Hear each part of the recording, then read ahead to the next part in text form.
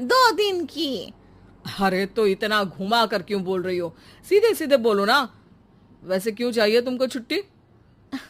और मेरे भाई के जो पापा है ना, उनकी जो पत्नी है ना, उनके भाई के पापा की पत्नी को बुखार आ रहा है। ओहो, ऐसी पहेली मत बुझाओ कि मुझे बुखार आ जाए। अरे सीधे सीधे बोलो ना जलेबी भाई। अरे देखो, मेरे भाई के पापा, मेरे पापा, उनकी पत्नी यानी मेरी माँ के भाई यानी मेरे मामा के पापा यानी मेरे नाना, और मेरे नाना की पत्नी यानी मेरी नानी को ना बुखार आ रहा है साहेब। अरे जलेबी भाई, तुम 2 नहीं 10 दिन की छुट्टी ले लो। बस अगली बार से ना ऐसी छुट्टी मांगना हो तो अनुराधा से मांगना, मुझसे नहीं। ठीक है। एक और बात साहेब। एक और बात सुनी तो मुझे पागल खाने जाना पड़ेगा। अरे पागल खाने क्यों जाओगे आप? अरे चावल ही खा लो। अरे जलेबी भाई, दिमाग का ढोकला मत बनाओ, जाओ यहां से प्लीज। वर्मा जी जलेबी बाई की घूमी बातों से जान बचाने के लिए उसे लंबी छुट्टी दे देते हैं और अनुराधा को बताते हैं। अरे आज तो उसने मेरे दिमाग के तार ही उलझा दिए। कितना घुमा घुमा के बात करती है जलेबी बाई। अरे तुम कहो तो मैं तुम्हारा हाथ बंटवा दूंगा घर के काम में, लेकिन जलेबी बाई को तो और झेल नहीं सकता मैं भाई। अरे शांत हो जाओ, मैं संभाल लिया करूंगी उसे। लोड मत लो आप उसका। हाँ हाँ, तुम संभाल लेना उसको, वरना मुझे नहीं संभाल पाओगी। मुझे आगरा के पागल खाने में ही भर्ती होना पड़ेगा। आगरा क्यों जाना? मुझे तो लगता है जलेबी बाई इस घर में थोड़े दिन और रही तो हमारा घर ही एक मशहूर पागल खाना बन जाएगा। तो दूसरी काम वाली ढूंढ ले क्या? अरे आजकल तो हर काम वाली बाई जलेबी जितनी ही टेढ़ी होती है। निकालेंगे नहीं, सिखा लेंगे उसको हम। लंबी छुट्टी के बाद जलेबी बाई घर आती है। अरे आ गई जलेबी बाई, नानी कैसी है तुम्हारी? और वो जो 2 के पहले आता है और जो 0 के बाद आता है।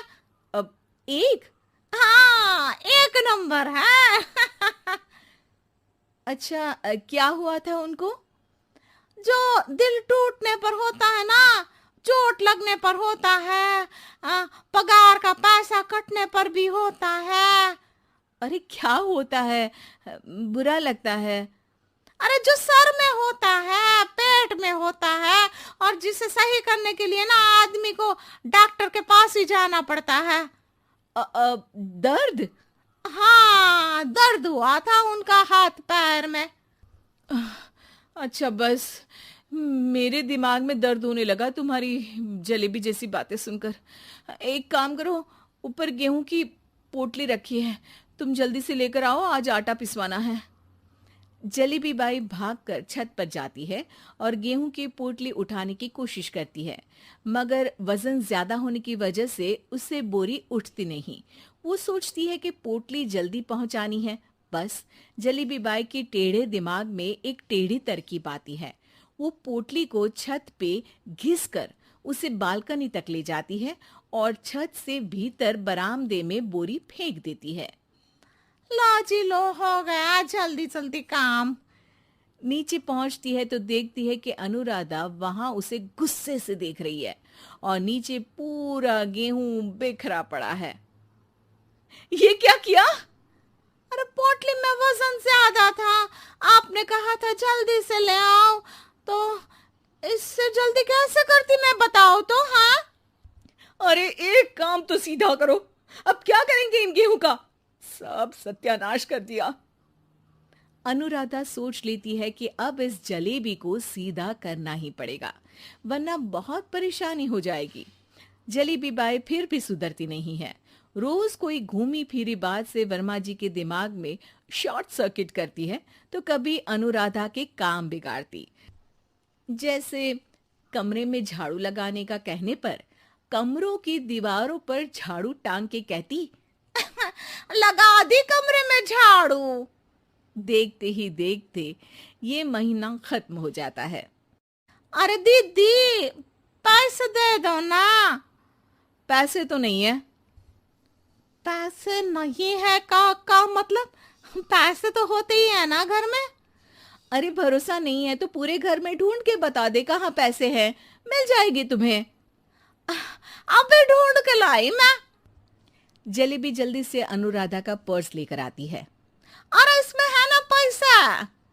अरे मुझे तो नहीं दिख रहा। अरे दीदी है ना, 2000 का नोट। अरे तो वो तो 2000 रुपए हैं, पैसे तो नहीं है।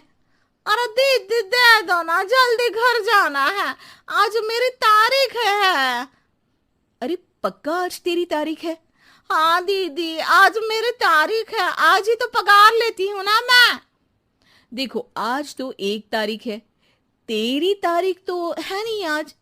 अरे दीदी दे दो ना, घुमा क्यों रही हो इतना? अच्छा कितनी पगार है तुम्हारी? 5000, आप ही ने तो तय की थी। 5 मतलब जो 4 के बाद आता है और 4 के पहले। हाँ हाँ दीदी। 5 वही जो 3 में 2 जोड़ के होता है। अरे हाँ दीदी हाँ। 5 वही ना जो 10 में से 5 घटाने पर होता है। अरे दीदी मैं समझ गई, अब आपको कभी नहीं घुमाऊंगी। प्लीज जल्दी से पैसे दे दो ना, सारी। और अब ना ये जलेबी बिल्कुल सीधी हो जाएगी कसम से। जलेबी बाई की अकल ठिकाने आ जाती है। अनुराधा जलेबी को पैसे ऐसा बोलते हुए तानिया की सास भी डर कर स्लैब पर चढ़ जाती है। अरे जब इन छिपकलियों को घूमने के लिए हमने दीवार और छत दी है, फिर ये हमारे घूमने की जगह पर क्यों उतर आती है? मुझे क्या पता, सामने बैठी है, आप ही पूछ लो ना, साथ में भगा भी देना। इस पर सास डरते हुए स्लैब पर बैठी बैठी ही छिपकली को भगाने की कोशिश करती है। हुश हुश हुश, अरे जा ना, वापस अपने घर जा। सासू माँ, छिपकली है, कुत्ता नहीं। अरे हाँ हाँ, छोटी सी ही सही छिपकली तो है, तो तुम ही भगा दो ना। तानिया की सास उसे स्लैब से नीचे गिरा देती है, जिस पर छिपकली तो डरकर भाग जाती है, लेकिन दोनों सास बहू के बीच टॉम एंड जेरी वाला खेल शुरू हो जाता है। आपने मुझे धक्का क्यों दिया? मुझे कुछ हो जाता तो? अगर वो मुझे खा जाती तो? अरे छिपकली थी, डायनासोर नहीं। हाँ, सिर्फ छिपकली ही थी, और आपको उससे डर नहीं लगता तो खुद क्यों नहीं भगा दिया? अरे तेरे होते हुए अगर मुझे काम करने पड़े, फिर बहू होने का फायदा क्या है? इसी तरह सुबह से शाम हो जाती है। जिगर और बलराज भी ऑफिस से घर वापस आ जाते हैं, लेकिन सास बहू की तू मैं खत्म नहीं होती। आज इस सभा का मुद्दा क्या है? मम्मी ने मुझे छिपकली के सामने फेंक दिया। अरे वाह मेरे डरपोक, मुझ पर 30 साल से शेरनी जैसे हुक्म चला रही हो और एक छिपकली से डर गई। इस पर दोनों बाप बेटे हंसने लगते हैं, जिसे देखकर सास बहू एक दूसरे की शक्ल देखते हुए अब अपनी लड़ाई भूलकर उनसे लड़ना शुरू कर देती हैं। अरे आप ना ज्यादा बत्तीसी ना दिखाओ, नहीं तो शेरनी के एक पंजे से 32 के 32 दांत बाहर निकल आएंगे। अपनी माँ की इस बात पर अब जिगर अपने पापा को देखकर हंसने लगता है। अरे क्यों पापा, आ गया स्वाद? अभी आपको भी आएगा स्वाद। इस पर घर में सास बहू ड्रामा बंद होकर पति पत्नी नौटंकी शुरू हो जाती है, जिस पर तानिया से कहा सुनी के बीच जिगर अचानक चिल्लाते हुए कहने लगता है, कॉकरोच, इतना बड़ा कॉकरोच, हे भगवान, अब हमें इससे कौन बचाएगा? कॉकरोच का नाम सुनते ही दोनों सास बहू सारी लड़ाई भूलकर फुदक से कूदकर पास रखे सोफे पर चढ़ जाती हैं। अरे कहाँ है, अरे कहाँ है कमबख्त? अरे उसे भगाने की जगह अनाउंसमेंट तो ऐसे कर रहा है जैसे 12:40 की आखिरी लोकल है, छूटनी नहीं चाहिए। अरे भलाई का तो जमाना ही नहीं है। ठीक है भाई, अब मैं आपको बिल्कुल भी नहीं बताऊंगा कि आपके पीछे भी एक बहुत बड़ा कॉकरोच बैठा है। जिगर की बात पर एक बार फिर दोनों डर से उछल जाती हैं, जिसके बाद जिगर और बलराज इसी तरह कभी कॉकरोच तो कभी छिपकली का नाम लेकर उन्हें परेशान करते रहते हैं।